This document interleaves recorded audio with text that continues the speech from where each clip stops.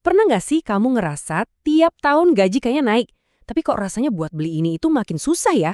Nah, kita nggak sendirian kok. Yuk kita coba bedah bareng-bareng fenomena ini. Kita bakal lihat adu kencang antara kenaikan harga emas versus kenaikan upah kita di Indonesia. Dan yang paling penting, apa artinya semua ini buat masa depan finansial kita? Ini nih pertanyaan yang kayaknya kena banget buat banyak dari kita. Angka di slip gaji emang nambah, tapi kok harga-harga di pasar kayak lari maraton ya? Perasaan kok gini-gini aja atau nggak makin kaya, ini ternyata bukan cuma ilusi loh. Ada datanya dan kita akan lihat sama-sama. Oke, biar pembahasannya runut, ini dia peta perjalanan kita. Kita mulai dari keresahan tadi, terus kenalan sama dua pemain utama kita, emas dan upah. Nanti, puncaknya, kita bakal adu keduanya buat lihat siapa yang lebih cepat larinya, dan terakhir, kita tarik kesimpulan dan pelajaran pentingnya. Siap? Yuk kita mulai? Kita masuk ke bagian pertama. Ini dia inti masalahnya. Angka gaji kita membesar, tapi kenapa rasa aman finansial itu rasanya stagnan? Atau jangan-jangan malah menurun? Apa sih yang sebenarnya terjadi di balik angka-angka rupiah itu? Nah, biar nggak cuma berdasarkan perasaan, kita bakal pakai dua tolok ukur yang jelas banget. Pertama, harga emas, yang dari dulu dianggap sebagai penjaga nilai yang sejati. Kedua, upah minimum provinsi atau UMP yang jadi patokan pendapatan buat jutaan pekerja di Indonesia. Oke, sekarang kita fokus ke pemain pertama kita, emas. Udah dari zaman dulu banget, logam kuning ini bukan cuma buat perhiasan. Emas ini punya peran super penting di dunia ekonomi, apalagi kalau kondisi lagi nggak menentu. Kenapa ya orang-orang pada lari ke emas pas lagi krisis? Jawabannya ada di konsep ini, aset safe haven atau aset pelabuhan aman. Gampangnya gini deh, bayangin pas pasar saham lagi anjlok, nilai mata uang goyah, atau dunia lagi nggak pasti, para investor itu butuh tempat berlindung yang aman buat harta mereka. Dan secara sejarah, emas itu adalah pelabuhan utamanya.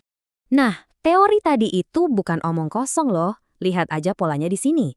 Tiap kali ada guncangan besar, mau itu krisis moneter 98 di Asia, krisis finansial global 2008, sampai pandemi COVID-19 di 2020, harga emas itu pasti melonjak. Ini bukan kebetulan, ini bukti nyata fungsi emas sebagai benteng pertahanan ekonomi. Dan ini dia contoh yang paling dramatis dan paling dekat sama kita di Indonesia. Coba lihat datanya. Waktu krisis moneter 98 ngehantam, harga emas dalam rupiah itu lompat lebih dari 176%. Cuma dalam setahun. Bayangin, nilai rupiah anjlok parah, tapi nilai emas malah terbang tinggi. Ini yang melindungi daya beli orang-orang yang pegang emas waktu itu. Oke, pemain pertama udah kita kenal. Sekarang kita pindah ke pemain kedua dalam cerita ini. Upah minimum provinsi alias UMP.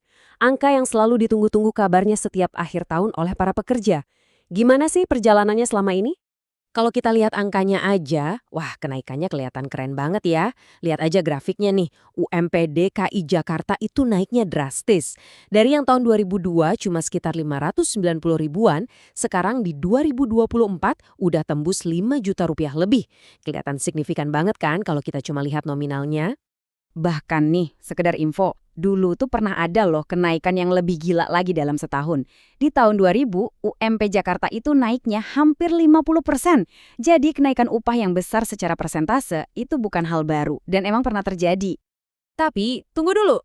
Ada satu hal super penting yang harus kita pahami di balik angka UMP ini. Perhitungannya itu didasarkan pada kebutuhan hidup layak atau KHL. Nah, menurut aturannya, KHL ini dihitung untuk kebutuhan hidup seorang pekerja lajang.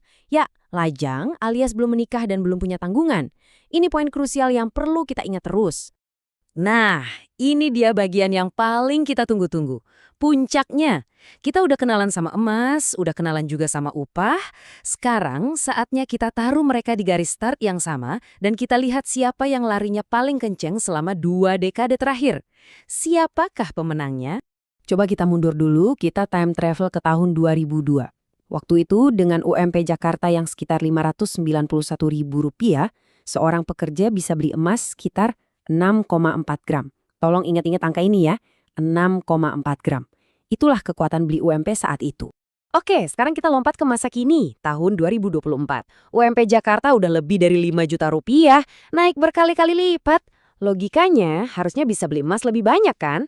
Tapi kenyataannya, dengan gaji UMP sebulan sekarang kita cuma bisa beli emas sekitar 3,8 gram. jauh lebih sedikit. Jadi ini dia inti ceritanya. Walaupun angka UMP dalam rupiah itu naik lebih dari 750%, ternyata harga emas larinya jauh lebih kencang. Akibatnya apa? Kekuatan beli real dari upah minimum kita, kalau diukur pakai emas, itu justru anjlok lebih dari 40%. Nah inilah jawaban kenapa rasanya kita nggak makin kaya. Oke, datanya emang lumayan bikin kaget ya. Pertanyaan selanjutnya, terus kita harus gimana dong? Nah, tujuan dari data ini bukan buat bikin kita pesimis, justru sebaliknya. Ini buat bikin kita lebih melek dan lebih cerdas secara finansial. Jadi, langkah apa nih yang bisa kita ambil buat masa depan? Ada beberapa pelajaran penting yang bisa kita kantongi. Pertama, jangan cuma silau sama angka nominal gaji. Kita harus lihat nilai realnya. Kedua, sadari kalau ada alat seperti emas yang bisa jadi pelindung nilai dari gerusan inflasi jangka panjang. Ketiga, artinya keamanan finansial itu butuh strategi lain. Nggak bisa cuma ngandelin gaji bulanan. Dan yang terpenting ya, anggap ini semua sebagai bahan edukasi, bukan suruhan buat investasi ini itu. Pembahasan ini bukanlah akhir, tapi justru titik awal. Jadi, pertanyaan ini bukan buat saya jawab, tapi buat kamu renungkan. Setelah tahu semua ini, kira-kira apa satu langkah kecil pertama yang bakal kamu ambil mulai hari ini buat membangun masa depan keuangan yang lebih kuat? Semua analisis dan data yang kita bahas tadi kami rangkum dari berbagai sumber terpercaya ini. Kalau kamu penasaran dan pengen gali lebih dalam, silakan cek sumber-sumbernya ya. Terima kasih banyak sudah menyimak, semoga bermanfaat, dan sampai jumpa di pembahasan menarik lainnya.